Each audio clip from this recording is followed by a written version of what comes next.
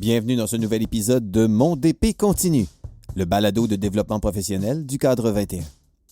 Mon nom est Maxime Pelchat et je suis heureux de vous présenter ici une série spéciale de 3 épisodes en lien avec les retombées de la dernière édition du Sommet DP, le Sommet du développement professionnel en éducation au Québec. Ce dernier a été présenté en décembre 2021. Une demi-année scolaire plus tard, où en sommes-nous? Quel chemin avons-nous parcouru dans notre démarche individuelle et collective de développement professionnel au cours de cette année scolaire qui a été parsemée encore une fois de plein de rebondissements et de défis, une gracieuseté pandémique? J'ai eu le plaisir il y a quelques semaines de retrouver en présence mon ami et collaborateur Marius Bourgeois, leader et coach chez Escouade Édu, avec qui j'ai co-animé la journée du 9 décembre dernier.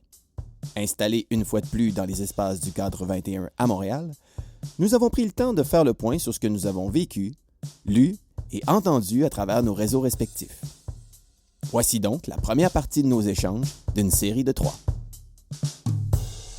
Merci beaucoup, Marius, d'avoir accepté cette invitation à une conversation pédagogique, disons-le comme ça. Ben, merci de l'invitation. Dès qu'on m'invite à parler pédagogie, je dis oui. Je peux pas m'empêcher. Et puis c'est particulièrement spécial, on pourrait dire, surtout dans un contexte, les 2 dernières années, on était énormément à distance, qu'on se retrouve côté espace-temps. On est 6 mois après le sommet d'épée qui a eu lieu en décembre 2021. On est au même endroit ici à Montréal, dans les bureaux du cadre 21. On a une conversation pédagogique audio en présence. Hein, c'est-tu pas beau, ça? Ben oui, puis tu sais, on pourrait se dire que dans un passé pas si lointain, ça n'aurait pas de l'air de faire un arrêt là, comme sur cet aspect-là, mais dans les faits, après 2 ans presque de pandémie, Ouais. on célèbre encore ces moments-là où est-ce qu'on peut bénéficier de la présence Ouais. des personnes, puis que ça me fait vraiment plaisir, dans le fond, qu'on soit là physiquement, ensemble, autour d'une table, à discuter. Absolument. Puis ça fait du bien aussi de réfléchir ensemble, de prendre du temps pour justement, dans une perspective de développement professionnel, juste la conversation pédagogique, à quel point ça peut nous aider à trouver des mots, mettre des mots sur notre réalité, sur nos pratiques, nous aider peut-être à amener même un peu de clarté sur nos pratiques et les meilleures prochaines étapes. Donc, belle discussion qui s'annonce. Absolument. Puis bon, on s'est pris un café, on est attablé, on a réfléchi un peu en amont aussi, puis les idées qu'on a eues pour cette conversation-là, c'est peut-être de la diviser en 3 temps. Ouais. Puis le premier temps qu'on a identifié, c'est une relation de moi avec mes collègues. Ouais. Donc, dans un esprit de le vécu scolaire, c'est un vécu communautaire, c'est un vécu d'équipe, puis que malgré les allers-retours en présence et à distance là, dans les 2 dernières années, que avant tout, l'école, c'est une question de relation. C'est une question de relation, c'est une question d'équipe, comme tu dis. J'aime dire que l'éducation, c'est un sport d'équipe. En équipe, ce qu'on fait habituellement, c'est qu'à un moment donné, on regarde le pointage parce qu'on veut gagner. Puis présentement, quand on regarde le pointage, on fait plein de constats. Il y a des impacts de ce qu'on a vécu. Il y a des gains, hein, n'est-ce pas? On a développé plein de nouvelles façons de faire, nouvelles pratiques, nouvelles compétences, mais on fait aussi des constats. Ça use. Les adultes, on est fatigués, les familles, les enfants, puis on se pose plein de questions. Puis je pense que c'est une belle opportunité de continuer à travailler entre collègues, en équipe, comme on a fait, ce qui nous a permis de basculer dans ce nouveau monde-là, nouveau contexte. Mais l'après-pandémie qui pointe à l'horizon, là, on l'espère, en tout cas, là, hein, à 32e vague, là, c'est de poursuivre ce travail d'équipe-là, puis c'est de répondre aux besoins des humains qui sont devant nous, y compris nos collègues. Exact. Puis c'est sûr que dans le contexte des derniers mois, puis je me souviens quand on était ici en décembre dernier, on sortait d'un automne où est-ce qu'on avait l'impression de écoute, on s'en est sorti pas si pire comparé à l'année scolaire 2020-2021. On s'est dit on devrait être pas pire. On savait pas ce qui nous pointait au bout du nez pour la période des fêtes de 2021 puis le début de 2022. Ça a frappé quand même fort, tu sais, cet hiver. Il a fallu repartir chacun de notre bord. Fait que là, l'équipe était comme séparée, les collègues à la maison, les enfants à la maison, évidemment. Mm-hmm. Puis de revenir tranquillement, puis que là, on sent que, à travers Xème vague, comme tu le disais, là, qui est différente. Fait que là, on semble poindre à l'horizon un semblant de retour à... disons-le, un retour en présence. Parce que j'ose pas dire retour à la normale. C'est ça. Je sais pas qu'est-ce que t'en penses. C'est que c'est loin d'être normal comment on se sent présentement, puis ce qu'on constate dans les écoles ou dans les différents milieux, même dans nos familles. C'est pas parce qu'on revient en personne que tout est correct. Ça laisse des traces, tout ça, puis on doit composer avec ça. Et le mot qui me vient en tête, c'est s'adapter à ça. Quand on dit revenir à la normale, dans ma tête, j'interprète ça, on revient à ce qu'on faisait. Mm-hmm. Il y a des choses que oui, mais les besoins sont différents. Donc, si les besoins sont différents, il y a sûrement de différentes pratiques à intégrer dans nos façons de faire pour répondre à ces besoins-là, parce que l'apprentissage part de l'autre. Donc, il faut tenir compte de qui est devant nous. Autrement, on peut parler tout seul un petit peu. C'est ça. Puis on peut dire qu'après avoir vécu c'est un peu ces montagnes russes-là pendant 2 ans, c'est pas anecdotique. Fait que comme tu dis, ça va... Ça laisse une ou des traces, là, dépendant comment qu'on le voit, mais il y a un impact. Fait que cette définition de retour à la normale, on pourrait plus dire on espère retourner en présence tout le temps, parce qu'il y a quelque chose de vraiment important dans la relation en présence, qu'on a l'impression que c'est ça qui est significatif. Puis c'est ce qu'on entend des gens sur le terrain, de toute façon, là, c'est que le retour en classe a toujours été vu comme quelque chose d'extrêmement positif. Oui. Et que ça aidait à la relation avec les jeunes, évidemment, mais avec les collègues aussi. Oui, absolument. Je trouve que c'est une belle occasion, surtout à ce temps-ci de l'année où on en finit une année. C'est la promesse de toutes les années scolaires, c'est qu'elle se termine, mais à ce point-ci de l'année, habituellement, on commence à réfléchir à comment on va amorcer la prochaine. Ça vient, une nouvelle année scolaire, ça va venir avec l'espoir d'un nouveau départ, l'espoir d'une amélioration. Tu sais, en éducation, on parle d'amélioration continue. Mm-hmm. Puis, c'est peut-être une belle occasion en équipe de se souvenir ou de se rappeler qu'est-ce qui nous unit, notre raison d'être, notre pourquoi, réaffirmer ce qu'on vise ensemble en éducation pour ces enfants-là. Puis c'est un style de leadership qui peut nous amener à vraiment susciter des émotions positives. Tu sais, quand on peut donner un sens à ce qu'on fait, pas seulement mettre l'accent sur les actions pédagogiques à poser, mais qu'est-ce qu'on vise avec ça? Ça donne un sens à ce qu'on fait. Puis il y a plusieurs personnes qui ont besoin qu'on ramène ça explicitement. Quel est le sens des actions puis du travail d'équipe qu'on est en train de faire? Tu sais, on s'en va où avec ça? Oui. Fait que dans le fond, dans ce que tu dis, ça me fait penser, puis je repense à comme le pattern scolaire de juin qui arrive, les dernières journées de classe, les journées pédagogiques, là, qu'on soit, peu importe là, dans quel ordre d'enseignement on est, comme les dernières journées de travail, où est-ce que notamment les élèves ne sont pas là, on se retrouve entre collègues. Ouais. Puis on peut penser que si ça continue de bien aller ce printemps-ci, qu'on devrait vivre ce moment-là en présence, puis qu'il y a peut-être un besoin particulier cette année de peut-être faire le point sur tout ce qu'on a vécu, puis ultimement, vers où on s'en va, comment on souhaite aborder la rentrée scolaire de 2022, là, puis quels sont nos objectifs communs jusqu'à un certain point. Oui, exactement.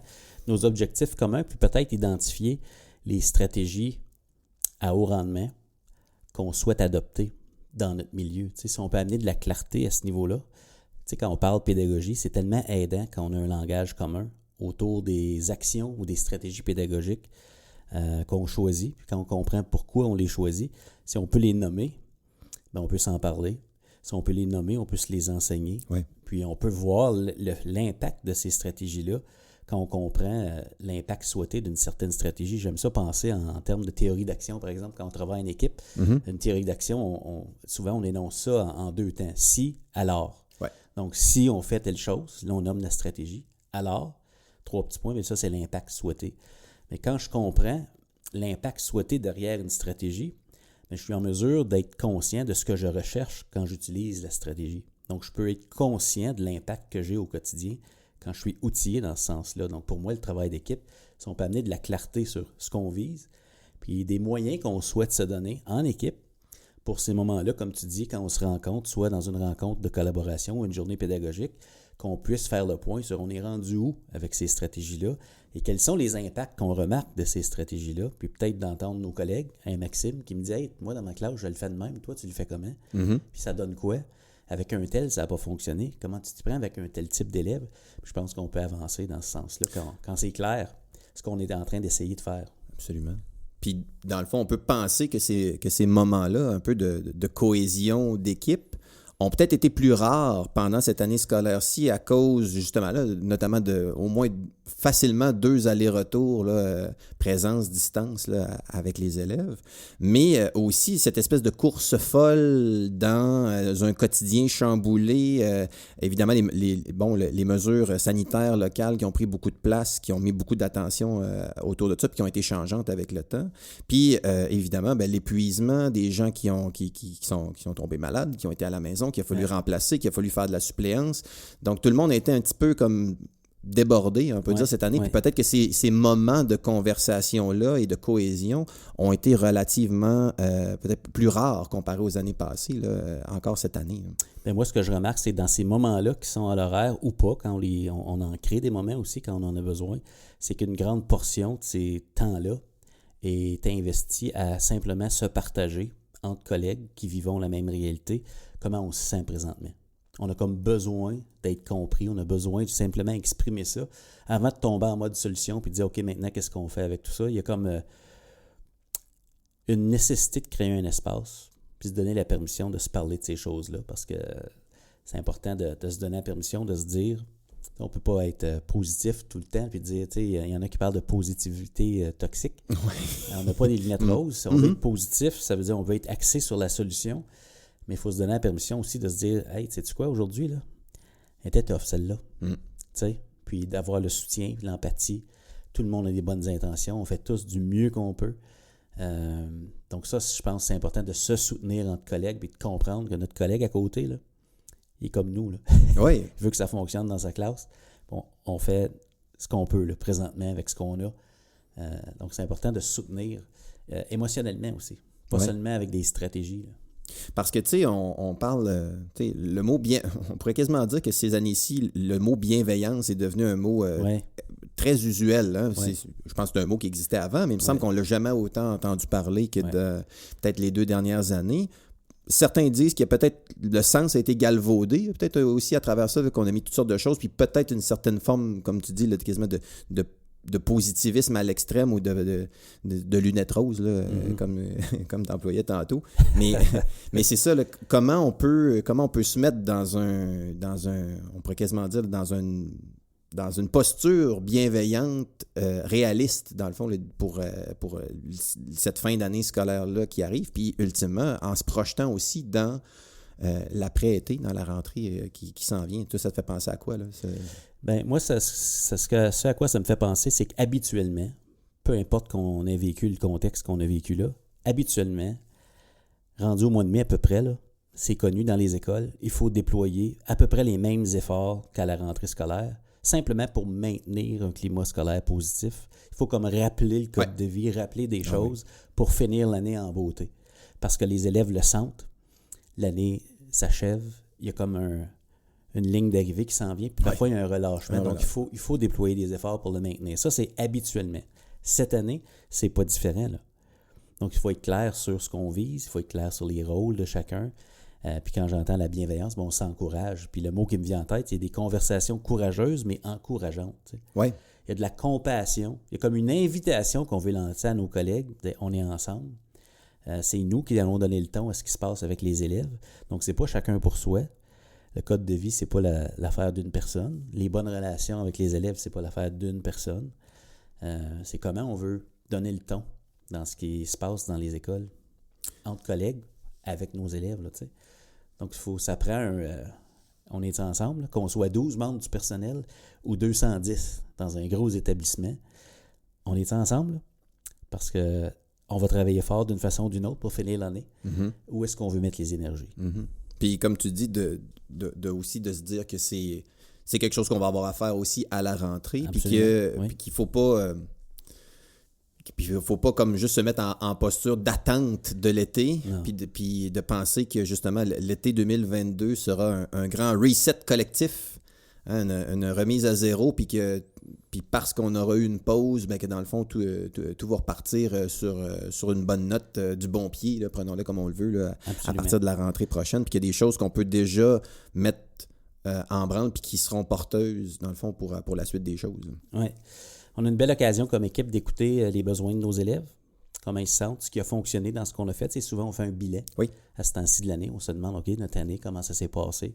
Est-ce que ce qu'on fait, quand on s'ajuste aux besoins changeants, est-ce que ça répond? Donc, une belle occasion d'aller chercher de l'information là chez nos collègues, mais aussi chez nos élèves, chez les familles, ce qu'on fait comme dans l'école. Mm-hmm. Mais ça me rappelle ce que tu me dis. J'avais assisté à une formation à un moment donné de Dylan Williams, puis il disait dans les écoles, parfois, à la fin de l'année, on a l'impression que les élèves viennent à l'école pour regarder les adultes travailler. Parce qu'on a tellement de choses à faire pour finir l'année. Je pense que une chose qui me vient en tête, quand tu me dis bienveillant, je me suis dit, on peut être bienveillant envers soi-même en équipe en continuant d'impliquer les élèves dans leur apprentissage. Donc, de continuer de les inviter à jouer leur rôle, faire leur part. On ne peut pas apprendre pour eux. On peut créer les conditions. Donc, je ne tomberai pas dans l'occupationnel le 5 mai, mettons, parce que ça peut être long, gérer ça jusqu'à la fin juin. Donc, il faut les engager, il faut être stimulant. Même si on a hâte au mois de juillet, là, c'est important de garder des attentes élevées, mais un soutien élevé pour que ça fonctionne.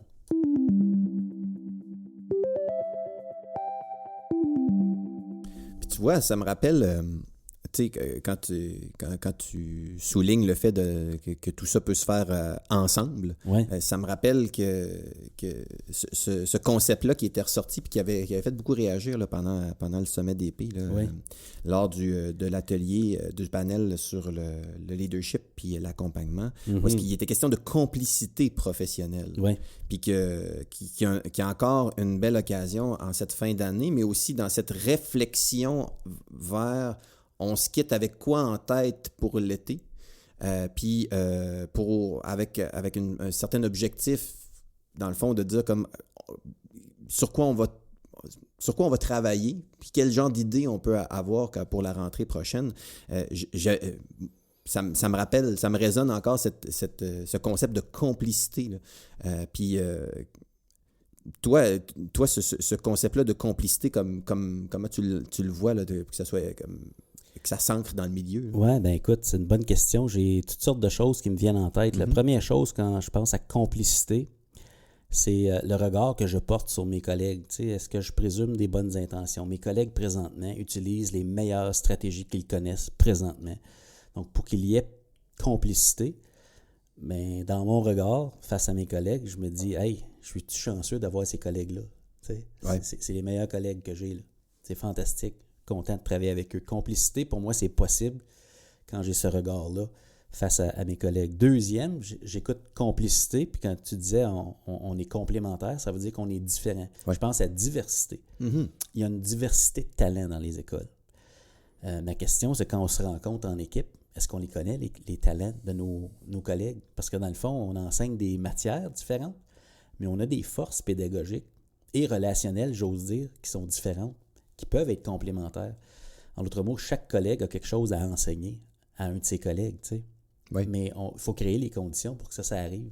Ça, c'est les choses qui me viennent à l'esprit quand j'entends complicité, dans ce sens-là, tu sais. Fait que c'est de dire que, dans le fond, il y a encore de l'espace-temps dans cette fin d'année scolaire 2021-2022 pour peut-être réaffirmer cette complicité professionnelle là, qu'on souhaite qu'il soit là dans nos organisations.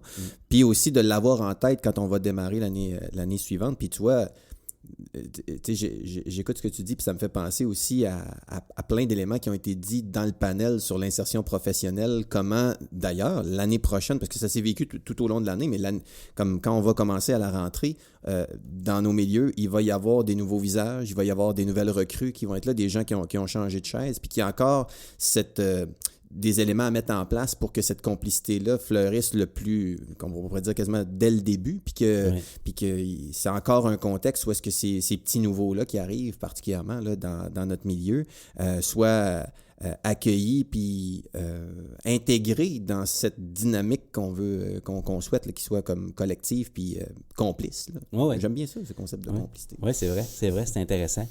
J'ai une autre idée que je t'écoute parler, une autre idée, complicité qui me vient à l'esprit, c'est Ça vient de... J'étais chef de secteur à l'époque, au secondaire en français, puis j'ai assisté une formation avec Richard Dufour, feu Richard Dufour, le père des communautés d'apprentissage professionnel. Puis il avait dit quelque chose comme, si tu es le meilleur prof de ton école, mais que tu ne contribues pas activement à l'amélioration de la pratique de tes collègues, donc si tu n'es pas complice, tu nuis à ton école.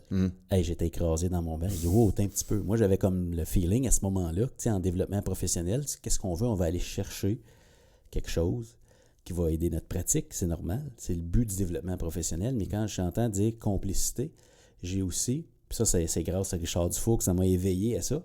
Peut-être lent à figurer ça, là, mais des fois, ça me prend du temps. Mais j'ai aussi la responsabilité de redonner. Ouais. Et à certains moments, dans une année scolaire ou dans une carrière, on donne plus qu'on reçoit, mais la flèche est bidirectionnelle. Ouais. Ça, c'est important de comprendre ça. Quand on prend du temps ensemble, souvent, on a l'impression que ça va moins vite. Mais ça va moins vite parce qu'il faut ralentir pour être complice. Il faut ralentir pour comprendre notre collègue en face de nous et dire, toi, tu penses quoi? Toi, t'es où? Puis peut-être que dans la rencontre d'aujourd'hui, c'est plus mon collègue qui donne. Puis peut-être que dans une autre rencontre, c'est peut-être plus moi qui est au service de. Mais c'est au service du nous, parce qu'on est ensemble là-dedans. Puis c'est nos élèves. Pas mon cours, ton cours, c'est nos élèves. Donc ça, ça me fait penser à complicité, là. Fait que tu vois, ça aussi, ça me fait penser à des éléments qui ont été soulevés en décembre au sommet d'épée. Puis il y en a plusieurs, là. On a fait un sondage auprès des participants avec énormément de répondants d'ailleurs. Puis la dernière question était sur des sujets qu'on pourrait approfondir, qu'on pourrait reparler. Puis moi, ça m'a beaucoup alimenté, notamment pour la discussion qu'on a ensemble aujourd'hui. Puis cette notion d'organisation apprenante, de communauté apprenante, je trouve que ça se colle, c'est revenu à plusieurs reprises dans les pistes qui ont été proposées, puis ça se colle directement à ce que tu dis, là, que dans le fond, que cette dimension-là d'une école, peu importe justement qu'elle soit petite ou grande, elle vient dans cette relation où est-ce que bidirectionnelle, où est-ce que j'apporte quelque chose et je retire quelque chose, puis que c'est comme une relation bidirectionnelle tout le temps. Fait que communauté apprenante, clairement, on peut faire le point peut-être sur ce qu'on a appris en cette fin d'année, puis de se donner le temps de le faire. Puis, comme on disait un petit peu plus tôt dans notre conversation, de se fixer des objectifs, ou du moins des grands objectifs avec lesquels partir en tête, que ça reste dans l'inconscient pendant l'été, parce qu'on veut, évidemment, on veut décrocher. Puis, clairement, c'est ce que j'entends du terrain, là, que les gens ont besoin d'une pause. Absolument. Ont besoin d'une pause, puis elle sera bienvenue. Et j'en profite encore du micro en ce moment pour lever mon chapeau à tous ceux qui sont encore qui sont sur le terrain en ce moment. C'est extraordinaire. Ça, c'est fantastique, tout ce qui a été fait là, dans les derniers mois. Puis ça vaut la peine de faire quasiment l'inventaire des bons comme des moins bons coups, puis pour peut-être après ça être capable de pister sur ces objectifs communs. Là. Qu'est-ce qu'on veut améliorer? Qu'est-ce qui a fonctionné puis qu'on voudrait pousser plus loin? Parce qu'on devine qu'à travers toutes les embûches qu'il y a eu dans les on pourrait même dire dans les 2 dernières années, il y a quand même eu des bonnes choses là, qui se sont passées. Il y a eu des belles réussites devant des difficultés, devant des enjeux un peu imprévus là, qui se sont présentés. Il y a eu des belles réussites sur lesquelles on peut capitaliser, dans le fond, puis faire mieux là, pour le futur. Là. Écoute, quand on ouvre une école, quand on déverrouille la porte de l'entrée principale, je ne sais pas à quelle heure le matin dans toutes les écoles, mais quand on ouvre ça, l'objectif, c'est qu'à un moment donné, qu'il y ait de l'apprentissage. Ouais. Comme direction d'école, on se dit, OK, tu sais, il est telle heure, là. Tout le monde est dans le bon local. Il y a un enseignant ou une enseignante dans chaque local. Les élèves sont en apprentissage. Bien, on a réussi à faire ça dans un contexte extraordinairement difficile, souvent en virtuel. Il y a quand même on a réussi à ce qu'il y ait apprentissage à qualité différente parce qu'on n'a pas contrôlé l'environnement, puis toutes sortes de choses. Mais c'est un tour de force quand même, tout ce qu'on a réussi à faire. Tu sais. Donc, je me dis, je trouve ça le fun de t'entendre le dire, faire le bilan, de regarder tout le positif, tout le travail accompli. Je pense que c'est important de prendre le temps de faire un petit toast là, avec du ginger ale, de se dire, hey, bravo pour tout le travail accompli. Prendre le temps de faire ça avant de se retrousser les manches puis de se dire qu'est-ce qu'on fait à la rentrée, là, tu sais, ou comment on finit l'année. Tu sais. Ça prend un moment où on célèbre, hey, wow. C'était quelque chose. Oui, c'est ça. Puis c'est probablement ça qui nous met dans les bonnes dispositions après ça pour venir en deuxième temps, comme pointer ces éléments-là. Ouais. Puis ultimement, évidemment, ça va peut-être, dans des succès qu'il y a eu, ça va peut-être pointer des forces de certaines personnes dans l'équipe. Puis qu'on dit, comme, mon Dieu, on voudrait continuer, on voudrait que ça se poursuive dans le futur, que ça fleurisse, que ça puisse contribuer à même faire grandir dans le côté développement professionnel d'autres collègues qui sont là. Puis peu importe le jeune plus expérimenté, dans le fond, que tout le monde peut apporter quelque chose dans cette dynamique-là. Mm-hmm. Absolument. Tout le monde a quelque chose à apporter, c'est clair. Tu m'amènes à penser à la rentrée scolaire, puis peut-être que pour le travail d'équipe, parce que je sais qu'il y a d'autres volets qu'on veut aborder ensemble, mais pour le travail d'équipe, je me dis, quand je me projette dans la rentrée scolaire, sachant que probablement qu'il y a une diversité de besoins particuliers ou de talents, dépend comment on veut regarder, mais à la rentrée scolaire, on peut s'attendre à ce qu'il y ait une variété de différents types de besoins. Puis je pense qu'une de nos tâches qu'on va vouloir accomplir, c'est de placer les élèves dans leur zone proximale de développement. Oui. Puis je me dis, en équipe, quand on fera le bilan d'ici la fin de l'année ou même à la rentrée, peut-être de réfléchir à, je pense même pas que ça existe, mais si je fais le parallèle avec la zone proximale de développement, si on veut être capable de faire ça, il faudrait peut-être réfléchir à notre zone proximale d'adaptabilité. Intéressant.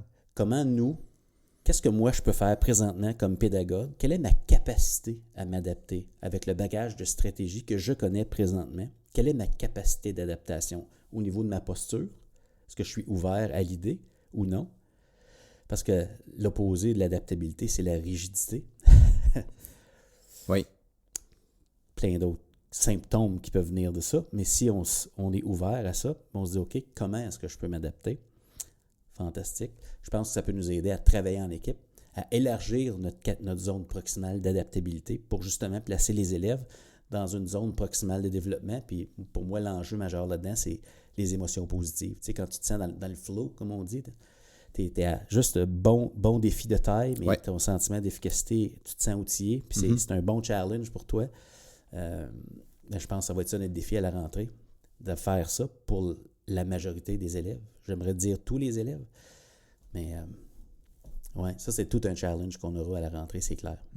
Puis quand on est dans cette disposition-là pour, en regard de nos élèves, je pense que ça nous met un bon, dans une belle posture pour faire cette propre analyse-là envers nous-mêmes aussi, sur notre propre zone, justement, de proximale de développement de notre côté aussi, pour pouvoir voir quelles sont les zones où est-ce que je peux faire un pas de plus, où est-ce que je peux faire aller plus loin dans une zone que j'ai faite comme, OK, cette stratégie-là, ce genre de situation d'apprentissage-là, avec ce genre d'outils-là, je pourrais faire un pas de plus qui est là, où je sais que j'ai des collègues qui peuvent me donner un coup de main, proches de moi, qui peuvent m'aider à faire le pas de plus, que j'ai l'impression d'être en train d'avancer et non pas de faire du surplace. Oui.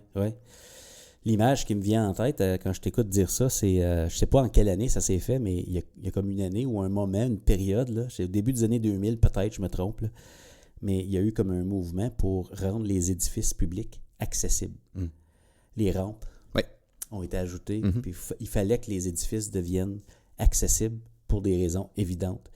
Mais je vois un peu le même principe quand je parle d'adaptabilité à la rentrée scolaire, c'est de voir un peu comme notre planification pédagogique comme une rampe pédagogique. En d'autres mots, l'apprentissage est accessible pour tous, pas seulement pour ces 4-là, ou si j'ai 22 élèves, puis il y en a 8 sur les 22, ou 16 sur les 22, ou 22 sur les 22 qui ont des besoins, est-ce que je peux avoir une planification qui est comme une rampe pédagogique? Tout le monde a accès à la rampe, mais c'est pas parce que je l'emprunte puis que j'en ai pas besoin que c'est plus une adaptation.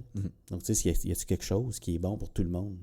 Oui, puis surtout sachant, tu vois, quand tu dis ça, ça me fait penser que sachant que les élèves qu'on reçoit à la rentrée qui nous sont confiés, au primaire, on a un groupe fixe. Au secondaire, on a des groupes qui nous sont attribués, mais il arrive d'expériences d'apprentissage de d'autres collègues. Puis nous, on va après ça les accompagner, puis qui vont être accompagnés après ça l'année suivante. Fait que ça nous rappelle à quel point il y a encore en filigrane de tout ça ce travail d'équipe, même si quand on a la porte de la classe qui est fermée là, dans notre local, qu'on a quelque chose de collectif quand même. On a une mission collective entre les mains, mais qui est pour un espace-temps là, particulier qui est là. Oui. J'aime ça le parallèle que tu fais entre d'une classe à l'autre. Mm. Les élèves passent d'un adulte à un autre. Ouais. Ouais, ce sera d'ailleurs le sujet de notre de la suite, du deuxième segment de notre conversation pédagogique. Et vous, comment s'est passée cette dernière année scolaire? Sur le terrain? Dans votre école? Aux côtés de vos collègues? Marius et moi aimerions connaître vos réactions sur le sujet. Je vous invite à partager vos réflexions sur les réseaux sociaux en utilisant le mot-clic DP Continue pour rejoindre la conversation. Je vous invite également à consulter le site web sommetdp.ca où sont archivés tous les contenus présentés lors des 3 éditions de l'événement. Je salue une fois de plus, au passage, nos précieux collaborateurs de 2021. Bien sûr, Escouade Édu, l'École branchée, l'Association des conseillères et conseillers pédagogiques du Québec et le ministère de l'Éducation du Québec pour son soutien. Cette discussion avec Marius se poursuit dans le second épisode de cette série spéciale autour du lien si fondamental avec les élèves. Car dans le fond, c'est pour eux que nous œuvrons avec passion en éducation.